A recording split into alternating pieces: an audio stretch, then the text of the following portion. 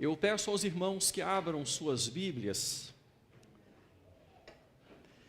mais uma vez no Evangelho segundo escreveu Lucas, no capítulo 19.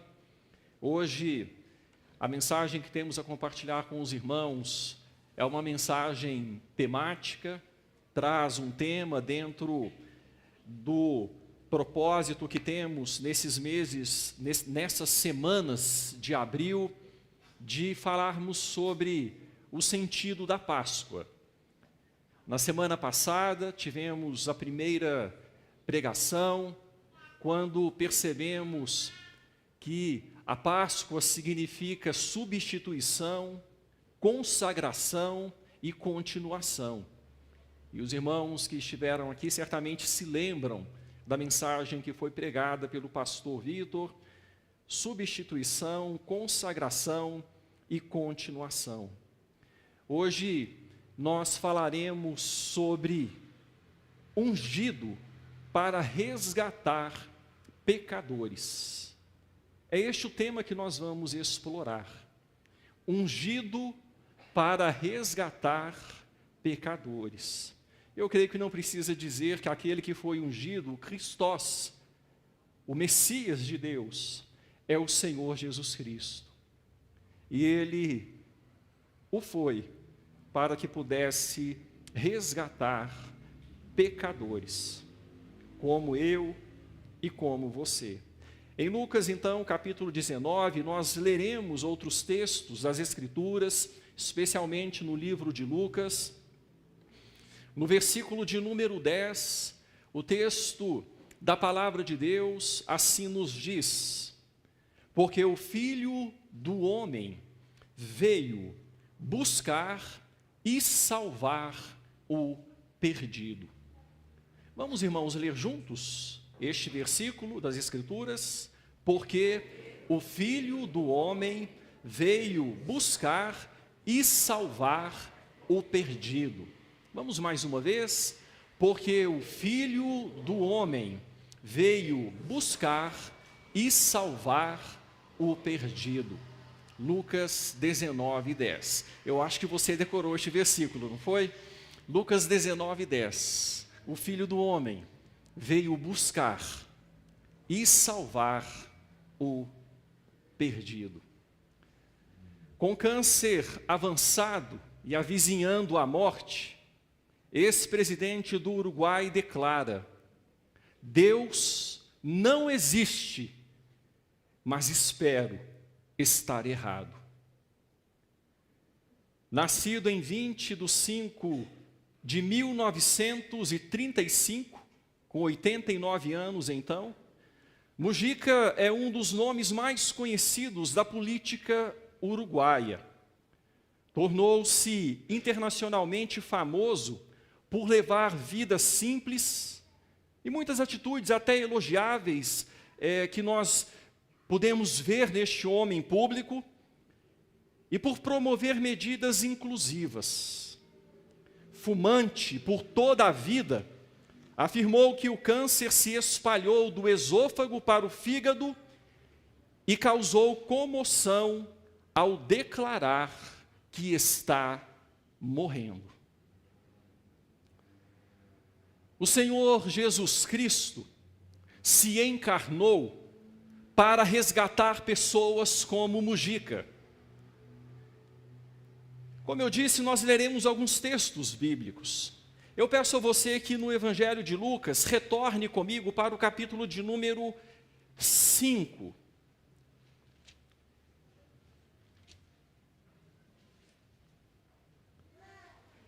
A partir do versículo de número 29 até o versículo de número 32. O texto diz assim: então lhe ofereceu Levi, também conhecido como Mateus, um grande banquete em sua casa, e numerosos publicanos e outros estavam com ele à mesa.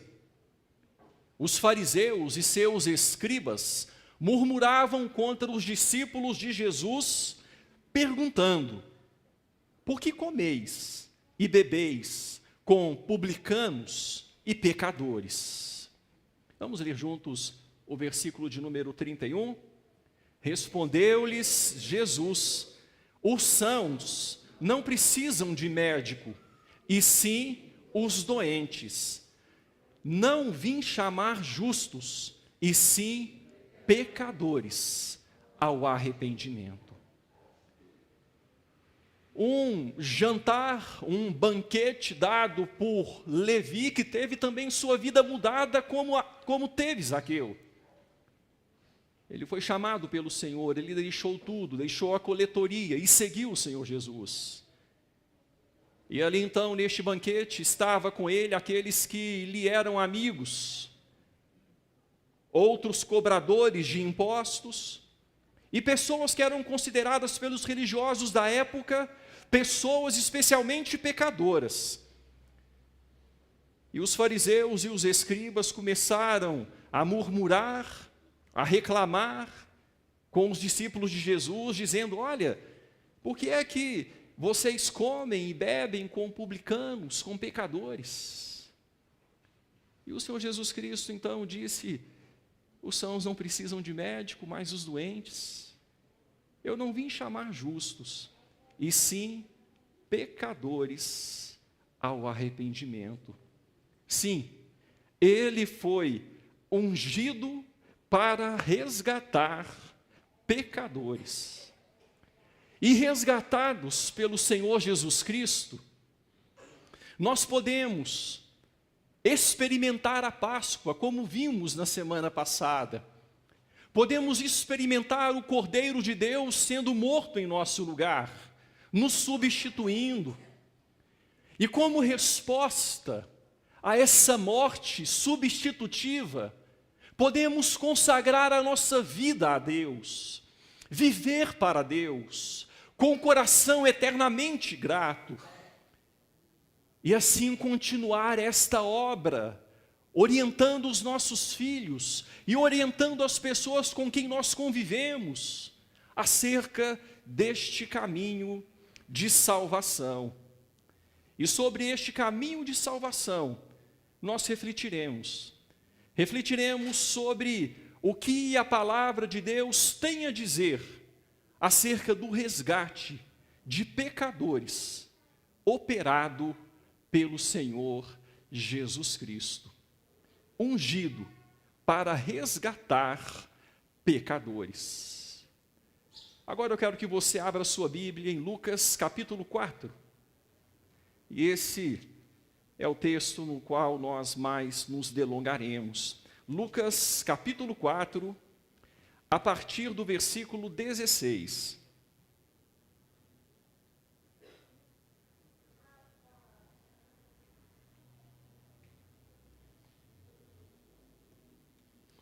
Indo para Nazaré, onde fora criado, entrou num sábado na sinagoga, segundo o seu costume, e levantou-se para ler.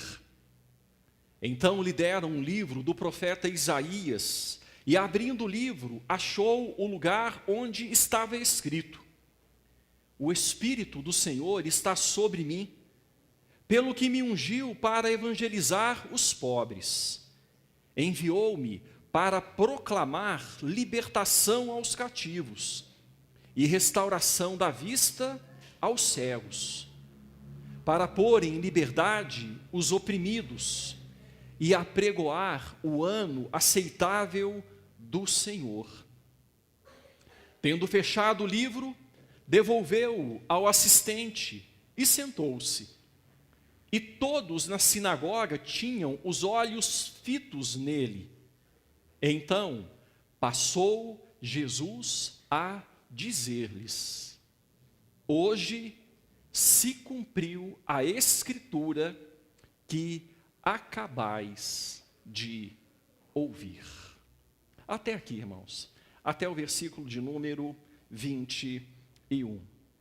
O texto nos diz que o Senhor Jesus Cristo, começando o seu ministério, depois de ter sido batizado por João Batista, e se você voltar uma página na sua Bíblia, na minha pelo menos é assim, Você chega no capítulo 3 de Lucas, onde a partir do versículo 21, o texto fala do batismo de Jesus. Então, versículos 21, 22, batismo. Versículo 23, genealogia. Capítulo 4 de Lucas, versículo 1, a tentação de Jesus. E depois da tentação, o Senhor Jesus volta para Nazaré. Volta para a Galileia. E Lucas narra assim o seu evangelho. Esse momento do início do ministério do Senhor Jesus. Outros evangelistas dão mais alguns detalhes acerca deste primeiro momento na Judéia, antes do Senhor voltar para a Galileia. Lucas prefere narrar de forma imediata. Ele narra o batismo, ele narra a tentação e ele já entra no retorno do Senhor para a Galileia, para Nazaré. Irmãos, e não era o mesmo Jesus que subiu para a Judéia. Não era. Ele subiu para a Judéia. E em Nazaré, e na Judéia, ele foi batizado.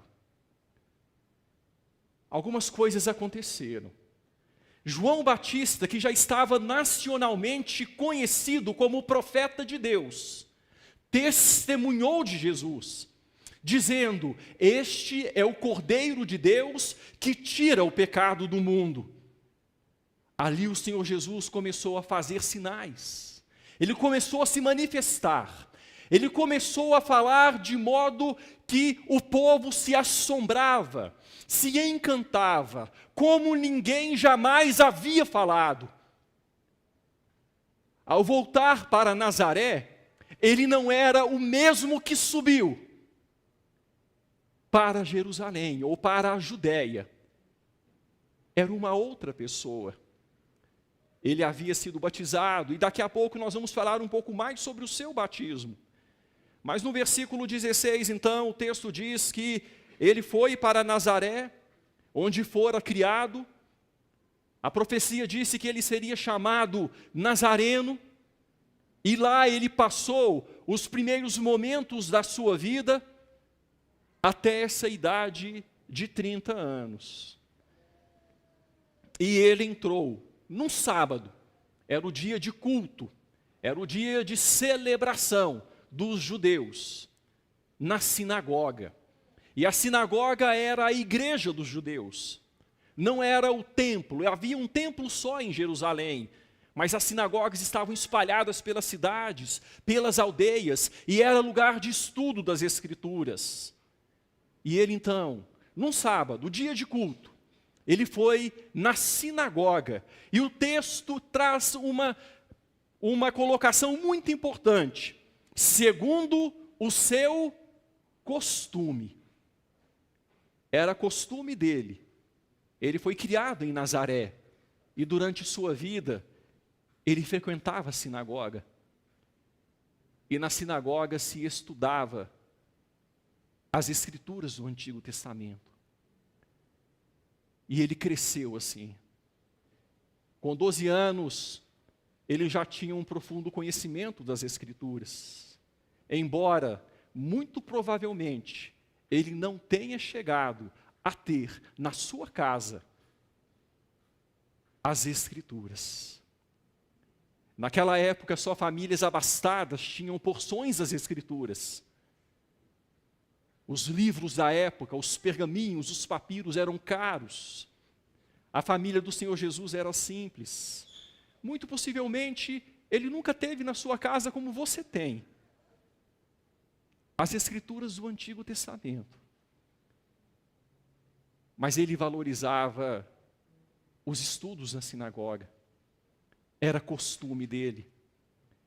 E voltando então da Judéia, com uma fama diferente, coisas haviam acontecido, o Espírito desceu sobre ele como pomba. João testemunhou dele como o Cordeiro de Deus que tira o pecado do mundo, ele começou a pregar, ele começou a manifestar poder, e ele desceu então para Galiléia, e todos estavam na expectativa do que estava acontecendo. Ele foi na sinagoga então, como seu costume, num sábado, e levantou-se para ler. Irmãos, os judeus tinham o seguinte costume na sinagoga. Quem geralmente lia na sinagoga eram os rabinos, eles eram os líderes formais, oficiais, que haviam frequentado escolas de instrução, e homens que eram considerados qualificados, aos quais os rabinos aprovavam e davam a permissão de ler. E naquele dia, então, quem faria a leitura era Jesus, o homem Jesus, filho de José e de Maria, aquele que havia crescido em Nazaré. Só que eles estavam dizendo algumas coisas acerca dele, desde que ele havia ido para a Judéia e retornado. O que é que estava acontecendo? O que é que estava acontecendo com Jesus de Nazaré? Ele levantou-se para ler. A oportunidade foi dada a ele. Versículo 17. Então lhe deram o livro do profeta Isaías. E abrindo o livro, achou o lugar onde estava escrito. Na sinagoga havia leituras sequenciais, como nós costumamos fazer aqui na igreja. Eles pegavam um livro do Antigo Testamento e iam lendo o livro. Mas havia também as leituras espontâneas. E naquele dia foi um dia de leitura espontânea. Eles deram o livro do profeta Isaías para o Senhor Jesus Cristo. Ele tomou na sua mão aquele rolo, aquele livro, e ele escolheu um importante texto. E nós prosseguimos então no versículo de número 17. O versículo 18. E ele leu. Quem estava curioso teve a resposta. Embora não tenha sido fácil de digerir. De início, aquelas pessoas da sinagoga de Nazaré não creram, não acreditaram naquilo que ele havia dito. Vejam só o versículo 22, antes de lermos o versículo 18, vejamos o versículo de número 22. Todos lhe davam testemunho e se maravilhavam das palavras de graça que lhe saíam dos lábios e perguntavam: não é este o filho de José? O que está acontecendo? Esse aí é o filho de José. Esse é o filho de José. Nós conhecemos a história dele. Nós sabemos quem ele é. Eles não estavam preparados ainda e realmente não era fácil. Ele subiu para Jerusalém, para a Judéia, como filho de José, e de repente ele retorna para Galiléia, para Nazaré, dizendo umas coisas estranhas, umas coisas diferentes. E o que ele disse, vejam, os versículos 18 e 19. O Espírito do Senhor está sobre mim, pelo que me ungiu para evangelizar os pobres, enviou-me para proclamar libertação aos cativos e restauração de vista aos cegos, para pôr em liberdade os oprimidos e apregoar o ano aceitável do Senhor. Ok, ele fez essa leitura, não tem problema. O profeta tinha dito isto. Está escrito no rolo do livro do profeta Isaías, capítulo 61. Só que a interpretação dele foi chocante. E ele prossegue então, nos versículos 20 e 21, tendo fechado o livro, devolveu-o ao assistente E sentou-se. E todos na sinagoga tinham os olhos fitos nele. O que é que ele vai dizer? Nós temos ouvido coisas acerca dele. O que é que ele tem a compartilhar? Versículo 21, então, passou Jesus a dizer-lhes: hoje se cumpriu a Escritura que acabais de ouvir. O que ele estava dizendo? O que ele teve coragem de dizer? Ele disse o seguinte, sabe o texto que nós acabamos de ler aqui? Profeta Isaías 61, versículos 1 e 2. Eu sou aquele de quem Isaías falou. Foi isso que ele disse. Eu sou aquele de quem Isaías falou.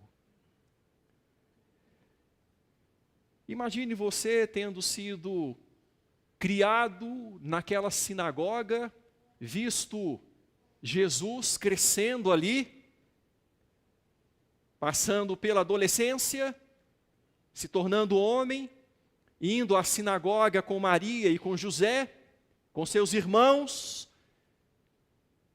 Imagine você ali convivendo com ele, certamente percebendo nele algo diferente. Eu ouvi outro dia de um irmão da igreja, fiquei feliz de ouvir isso. Alguém dizendo, olha, eu sempre vi algo diferente nesse irmão. Ou diferente nessa pessoa, não nesse irmão. Algo diferente nessa pessoa. É bom a gente ouvir assim de irmãos em Cristo, não é? O testemunho. Imagina aquelas pessoas crescendo ali, vendo algo diferente em Jesus, mas de repente ele chega e fala, eu sou o cumprimento da profecia de Isaías 61. Irmãos, crer em Cristo como Salvador é milagre. Teria que ser milagre para os seus contemporâneos. Da mesma forma, tem que ser milagre para nós. Crer em Jesus como Salvador não é algo natural.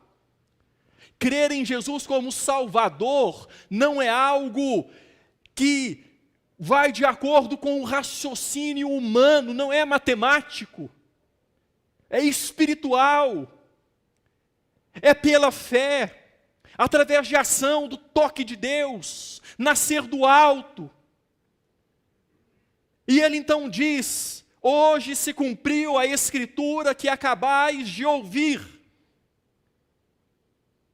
Mas vamos ver então um pouquinho dessa Escritura que eles haviam acabado de ouvir. O Espírito do Senhor está sobre mim. É a primeira parte.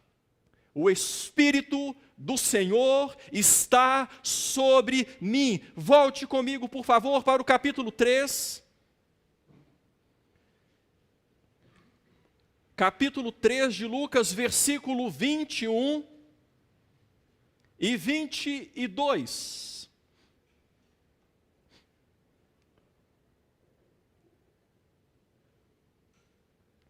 Vejam o que o texto diz. E aconteceu que, ao ser todo o povo batizado, também o foi Jesus. E estando ele a orar, o céu se abriu. Vamos ler juntos o versículo 22. E o Espírito Santo desceu sobre ele em forma corpórea, como pomba. E ouviu-se uma voz do céu: Tu és o meu filho amado, em ti me comprazo. Ora, o que ele estava dizendo tinha base em acontecimentos reais, não tinha? No seu batismo, o Espírito desceu sobre ele. Ele foi ungido com o Espírito. Ouviu-se uma voz do céu: Esse é meu filho amado, em ti me comprazo. Mas por que é que o Senhor Jesus foi batizado? Esse batismo era para remissão de pecados. Por que é que ele foi batizado? Há alguns motivos. Ele queria, em todos os pontos, ser solidário a nós. Ele queria se identificar conosco. O batismo dele foi em nosso lugar. Mas tem um outro ponto muito importante. Eu quero que você, deixando o texto marcado em Lucas, abra sua Bíblia comigo em Números, capítulo de número 4. Números, capítulo de número 4, versículos 1, 2 e 3. Diz o texto assim, Números 4, 1 a 3. Disse o Senhor a Moisés e a Arão: levanta o censo dos filhos de Coate, do meio dos filhos de Levi, pelas suas famílias, segundo a casa de seus pais. Da idade de quantos anos, irmãos? De 30 anos para cima, até aos 50 será todo aquele que entrar neste serviço, para exercer algum encargo na tenda da congregação. O levita começava o seu ministério de serviço a Deus. Com quantos anos? 30 anos. O levita começava o seu ministério de serviço a Deus com 30 anos. E veja só o versículo que segue o versículo do batismo. Voltando para Lucas capítulo 3, versículo 23. Vamos ler juntos? Lucas 3, 23. Ora, tinha Jesus cerca de 30 anos ao começar o seu ministério.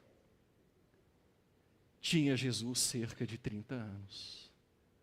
Por que é que ele foi batizado? Ele não estava sendo batizado para a remissão de pecados. Ele estava sendo ungido para o serviço. Ele começaria o serviço do ministério. O Espírito do Senhor Deus está sobre mim. Ele foi ungido. Veja o capítulo 4, versículo de número 1. Lucas 4, versículo de número 1. Olha o que o texto das Escrituras nos diz. Vamos ler juntos. Jesus, cheio do Espírito Santo, voltou do Jordão e foi guiado pelo mesmo Espírito no deserto. Cheio do Espírito, voltou do Jordão, onde havia sido batizado, e foi guiado pelo mesmo Espírito no deserto.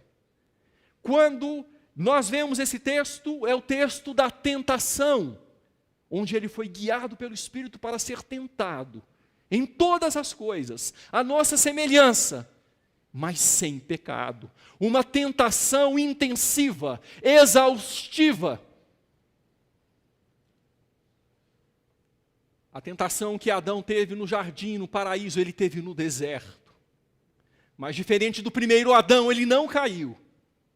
E quando nós prosseguimos a leitura em Lucas capítulo 4, versículos 14 e 15, veja só o que o texto nos diz então, o texto imediatamente anterior ao texto que nós estamos considerando de sua visita, como de costume, à sinagoga em Nazaré. Os versículos 14 e 15 de Lucas 4 vão nos dizer: então Jesus, o que é que o texto diz no prosseguimento? No poder do Espírito. O Espírito do Senhor Deus está sobre mim. Então Jesus, no poder do Espírito, regressou para a Galileia, e a sua fama correu por toda a circunvizinhança. E as pessoas queriam saber o que é que está acontecendo com este homem. O que é que está ocorrendo nesta vida? No filho de José. No poder do Espírito. Ele regressou para a Galileia. A sua fama correu. veio da Judéia e ensinava nas sinagogas. À medida que caminhava, ele ensinava, sendo glorificado por todos. Todos reconheciam algo diferente neste homem. Ele estava começando, ele havia sido batizado para o serviço, consagrado para o serviço.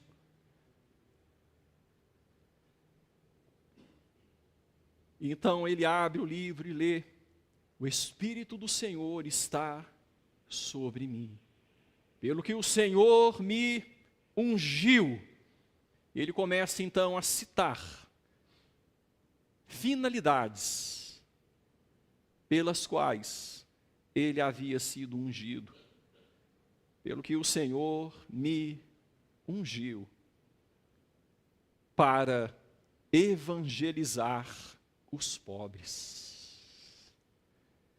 Ele já começa a chocar aqui, irmãos, porque dentro da cultura judaica, os menos favorecidos eram vistos como desfavorecidos de Deus, espiritualmente desfavorecidos também. Os pobres materialmente eram vistos como pessoas que não foram agraciadas por Deus.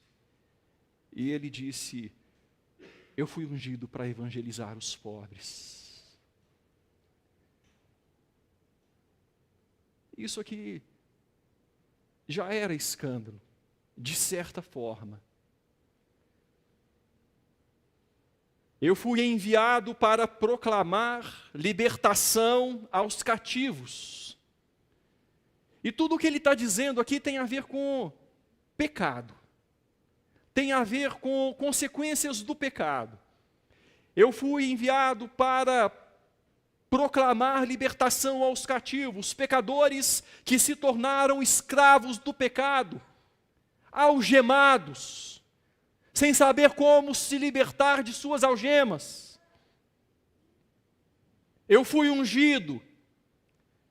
O Espírito do Senhor Deus está sobre mim, e Ele me enviou para proclamar restauração de vista aos cegos.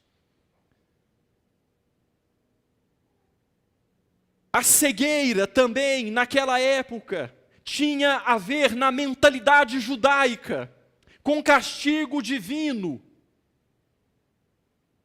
como consequência de pecado. Vocês lembram um texto quando o Senhor Jesus Cristo curou um cego de nascença? E os discípulos perguntaram: quem que pecou para que ele nascesse cego?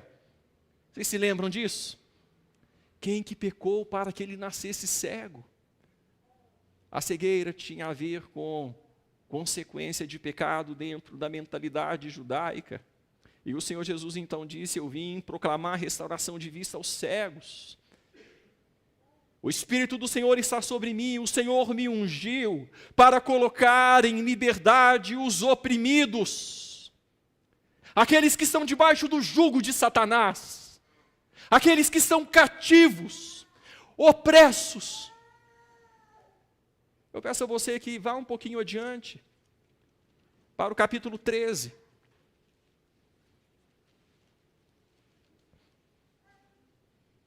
No capítulo 13, a partir do versículo de número 10, o texto da palavra de Deus vai nos dizer: ora, ensinava Jesus no sábado, numa das sinagogas. Ele era uma pessoa que tinha uma rotina bem definida. Ele valorizava a reunião da congregação. Ele valorizava estar no meio do povo de Deus. E ele ensinava então no sábado, o dia de culto deles, até a ressurreição de Jesus no primeiro dia, que mudou esse negócio. Ele ensinava numa das sinagogas e veio ali uma mulher possessa de um espírito de enfermidade. Havia já 18 anos. Andava ela encurvada, sem de modo algum poder endireitar-se.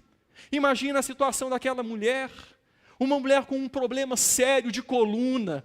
Só que a Bíblia vai dizer, o Espírito Santo esclarece, no caso dela, a causa era espiritual.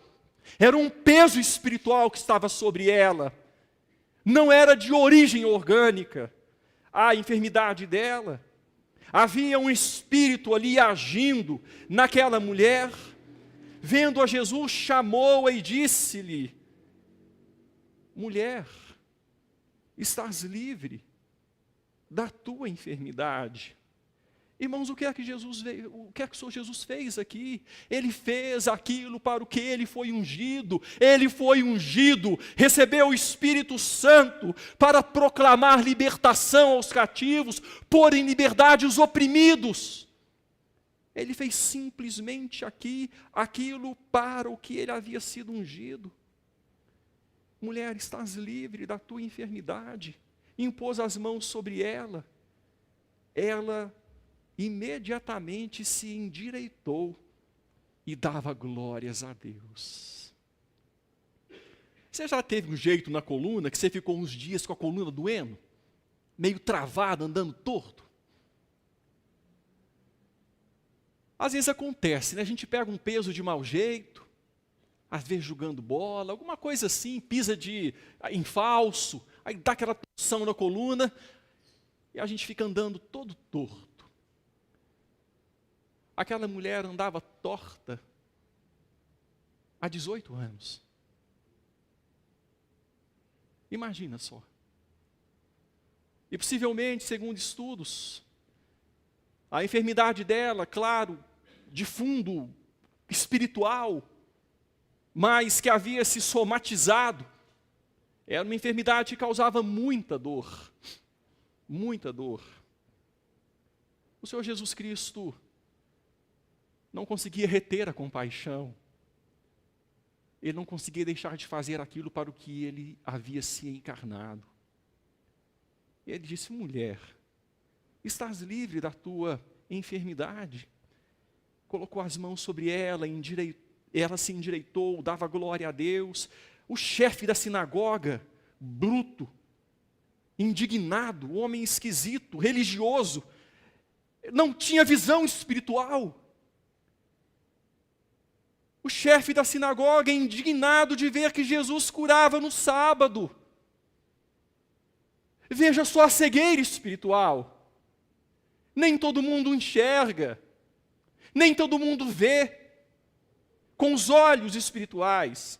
O chefe da sinagoga, indignado de ver que Jesus curava no sábado, disse à multidão: 6 dias há que se deve trabalhar, vinde depois nesses dias para ser descurados, e não no sábado. Não era para você ter vindo não, mulher. Ou não era para você ter feito isso não, Jesus. Hoje não é dia de mostrar compaixão. Hoje não é dia de curar. Ele veio para isso, ele é o Senhor do sábado.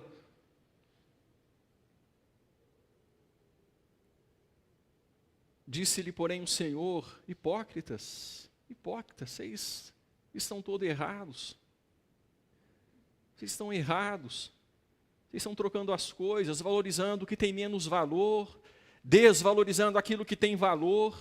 Se um animal de vocês cai, se cada um de vós não desprende da manjedoura no sábado o seu boi e seu jumento para levá-lo a beber, por que motivo não se havia de livrar desse cativeiro em dia de sábado esta filha de Abraão, a quem Satanás trazia presa há 18 anos?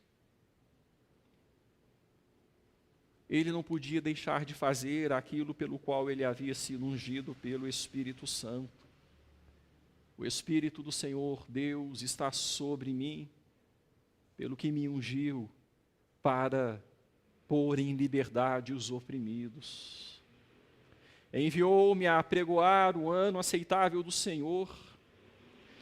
Irmãos, e é interessante a gente observar a citação que o Senhor Jesus Cristo faz de Isaías 61, porque ele não cita o texto todo, ele corta o texto, ele cita parte.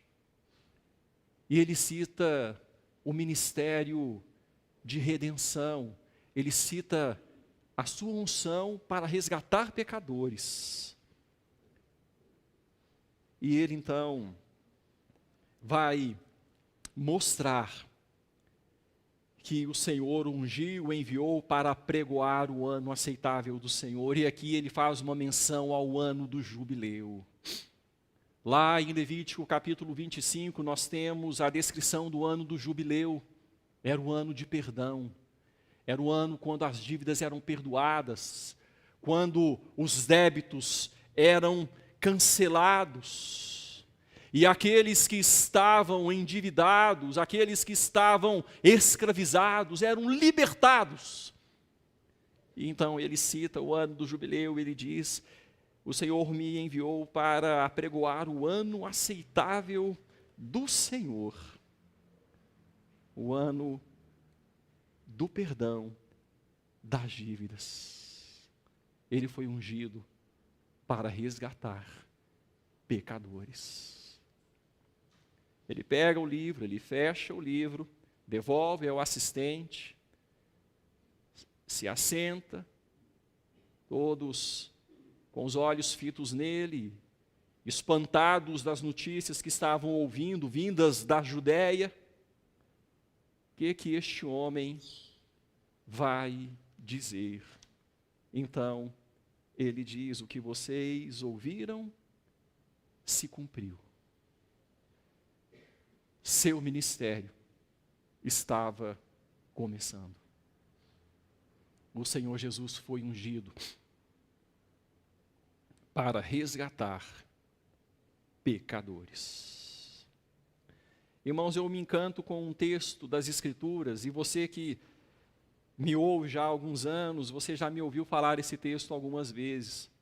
O texto de Hebreus, capítulo 4, o versículo 15, a parte inicial, quando o texto diz o seguinte: nós não temos um sumo sacerdote que não possa se compadecer das nossas fraquezas.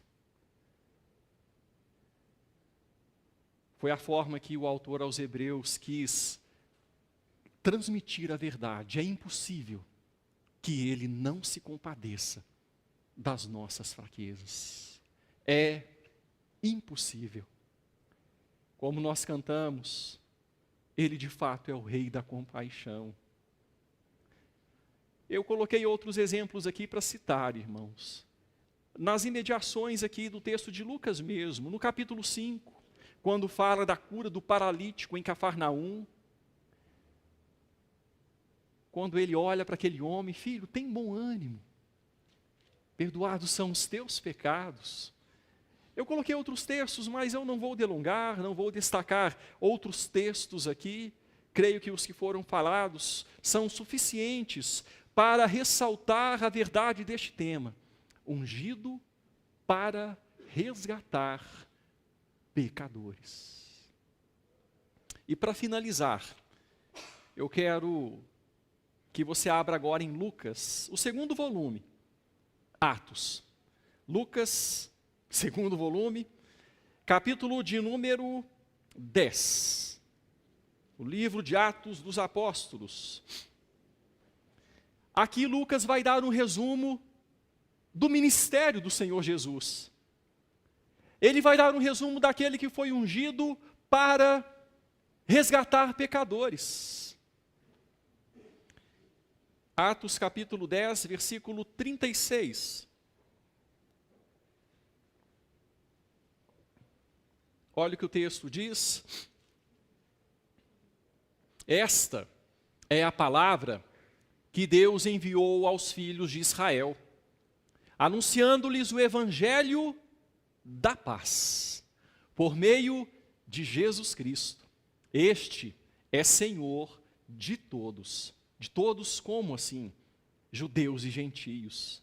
Aqui Pedro estava num momento inicial, onde na casa de Cornélio, estava lidando com esse choque. Pedro mais ou menos ainda como aquele chefe da sinagoga lá atrás. Não, mas espera aí, eu não vou. Mas Deus falou: você vai, Pedro, você vai. Ele foi à casa de Cornélio. E ali então, ele estava chegando a essa conclusão: ele é Senhor de todos, judeus e gentios. Vós conheceis a palavra que se divulgou por toda a Judéia. Aqui a parte pelo todo. Judéia como todo Israel. A Judéia ao sul, a Galileia ao norte, a parte do meio ali, a Pérea, Samaria, enfim, a parte pelo todo. A palavra que se divulgou por toda a Judéia, tendo começado desde a Galileia. Lá em Lucas 4, aquilo que nós lemos, estava começando lá. Hoje se cumpriu, está começando. Desde a Galileia, depois do batismo que João pregou. Estava todo mundo sendo batizado, ele também foi para ser batizado, não é? Ele se colocou no nosso lugar. Olha o versículo 38. Como Deus fez o quê, irmãos? Ungiu. Olha a palavra ungir. O Espírito do Senhor Deus está sobre mim, pelo que me ungiu. Ele disse isso da sua boca, falando de si. Como Deus ungiu. A Jesus de onde? Lá daquela cidadezinha. Pode sair alguma coisa boa de Nazaré? Vem e vê. O Messias, misturando a cabeça daquele povo da época, confundindo as convenções sociais, ungiu a Jesus de Nazaré com o Espírito Santo e com poder, o qual andou por toda parte, fazendo bem e curando a todos os oprimidos do diabo, porque Deus era com ele. Aqui Lucas faz um resumo do ministério do Senhor Jesus Cristo, ungido para resgatar pecadores. O Evangelho da paz. Versículo de número 36. Anunciando-lhes o Evangelho da paz. Que Evangelho da paz é esse? O Evangelho da paz é o Evangelho da reconciliação. Paz no sentido de que não há mais guerra. No sentido de que a bandeira branca foi elevada. Houve o fim da guerra. O Evangelho da paz por meio de Jesus Cristo. Abra sua Bíblia, por fim, em 2 aos Coríntios, capítulo 5. 2 aos Coríntios, capítulo 5.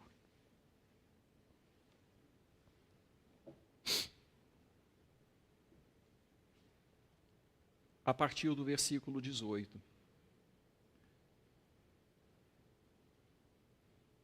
O texto vai dizer assim: ora, tudo provém de Deus, que fez o quê, irmãos?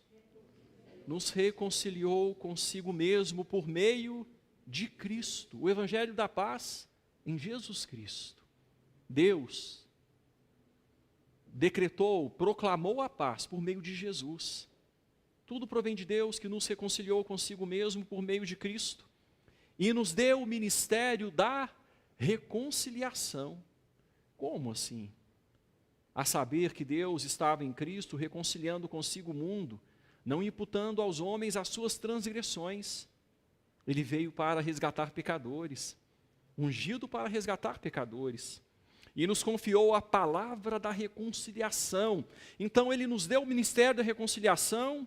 Ele fez isso que fez em Cristo no versículo 19 e nos confiou esta palavra. Versículo 18 nos deu este ministério. No versículo 20 então vem, de sorte que, recebendo esta palavra, recebendo este ministério, somos embaixadores em nome de Cristo. Como se Deus exortasse por nosso intermédio. Então, quando nós entendemos a mensagem da Páscoa, quando nós entendemos que o Senhor foi ungido para resgatar pecadores, nós entendemos que recebemos uma palavra um ministério. E hoje, Deus exorta por nosso intermédio.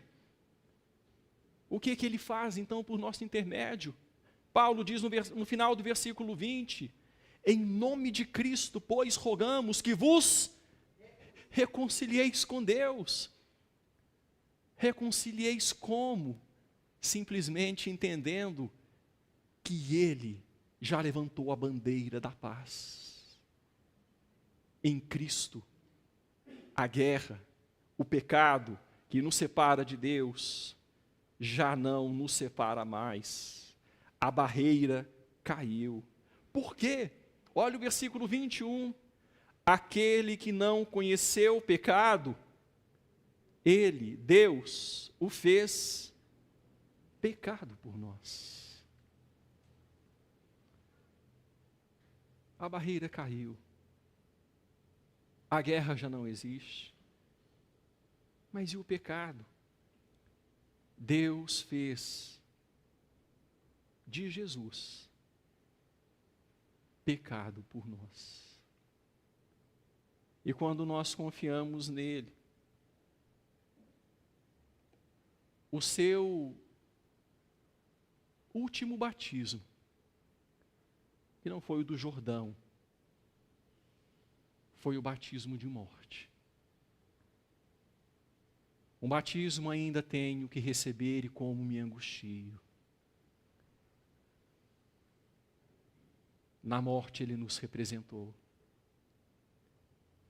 Quando nós confiamos nele, aquele que não conheceu o pecado, é feito pecado por nós, para que nele fôssemos feitos justiça de Deus. Isso é Páscoa, irmãos. Isso é Páscoa. O que não conheceu o pecado foi feito pecado. O cordeiro foi imolado para tirar o pecado do mundo. Substituição. Possivelmente não consigamos falar de Jesus ao ex-presidente do Uruguai, que Deus se revele a ele por meio de cristãos que lá estão, mostrando que Deus existe, como existe, mostrando que ele está de fato errado. Deus existe e pode salvar o pecador. Possivelmente não seremos nós os instrumentos de Deus para isso. Há, contudo, pessoas perto de nós que precisam ouvir deste evangelho da paz. Há pessoas perto de nós que ainda estão em guerra, ainda estão cativas, ainda estão oprimidas. Há pessoas perto de nós que ainda precisam conhecer aquele que na sinagoga em Nazaré, naquele dia, disse: hoje se cumpriu a escritura que acabais de ouvir. Há pessoas que ainda precisam ouvir isso. Irmãos, e quem é que vai falar? Foi nos confiado essa palavra. Foi nos confiado este ministério. De modo que hoje Deus exorta por nosso intermédio. Quem é que vai falar? Eu e você. Eu e você. É que precisamos abrir nossa boca e proclamar essas verdades, para que haja libertação, para que aquele que foi ungido pelo Espírito e que hoje atua em nós, possa continuar glorificando o seu nome, resgatando pecadores, através da proclamação do Evangelho por sua igreja. Eu e você. Ungido para resgatar pecadores. O mundo precisa ouvir essa mensagem. o mundo precisa e vai ouvir da igreja, de mim e de você. Que Deus nos ajude nessa missão. Missão que um dia será passada à vista do nosso Senhor, que nos confiou talentos e dons, que nos confiou minas, conforme as parábolas dizem.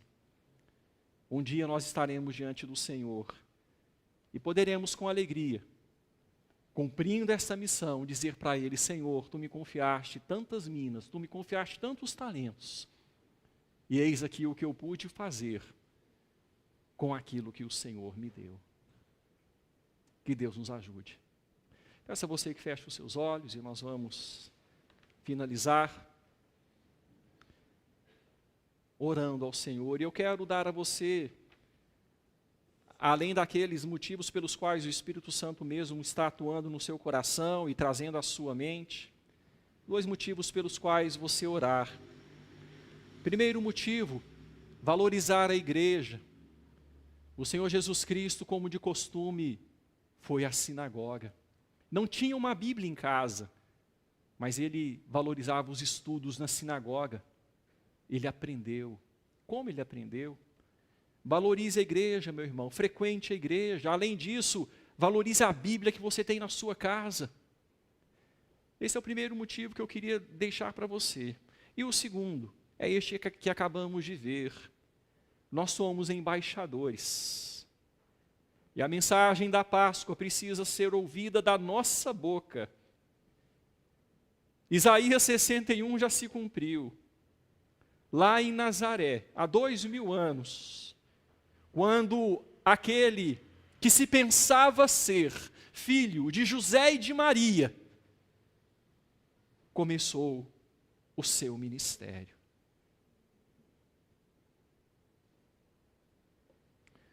Deus, nós lhe agradecemos, porque Jesus foi ungido para resgatar pecadores. E isso significa que fomos resgatados por Ele, na força do Espírito. Obrigado, Senhor. Muito obrigado por ter nos resgatado, por meio do Seu Filho. Obrigado porque houve substituição. Aquele que não conheceu o pecado, foi feito pecado por nós. Que mensagem maravilhosa! E essa é a mensagem da Páscoa. A mensagem da nova vida. A mensagem da ressurreição para novidade de vida. Louvado seja o Senhor. Deus, muito obrigado, que valorizemos, Senhor, esta bênção tão grande e que mostremos isso através da nossa dedicação ao Senhor em culto, nos reunindo para aprender Sua palavra, valorizando a Bíblia que temos na nossa casa e também através, ó Deus, de assumirmos para nós mesmos como de fato uma missão, o ministério da reconciliação, a palavra da reconciliação, de modo que pessoas, ó Deus, que ainda precisam ser despertadas, possam ser por nosso intermédio. E que assim, o nome daquele que não conheceu o pecado, mas foi feito pecado por nós, seja engrandecido na nossa vida. Senhor, queremos cumprir o papel de embaixadores desta mensagem tão gloriosa, daquele que foi ungido para resgatar pecadores e que hoje age através de sua igreja. Que privilégio sermos instrumentos nas tuas mãos.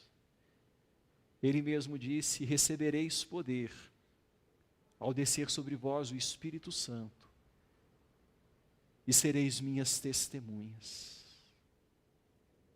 No poder do Espírito que sobre nós desceu, queremos sim ser estas testemunhas, Pai.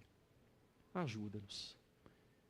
E muito obrigado, porque um dia podemos declarar isso hoje em alto e bom som. Um dia nós fomos alvo desse resgate. O Senhor lançou sobre nós a capa e nos resgatou.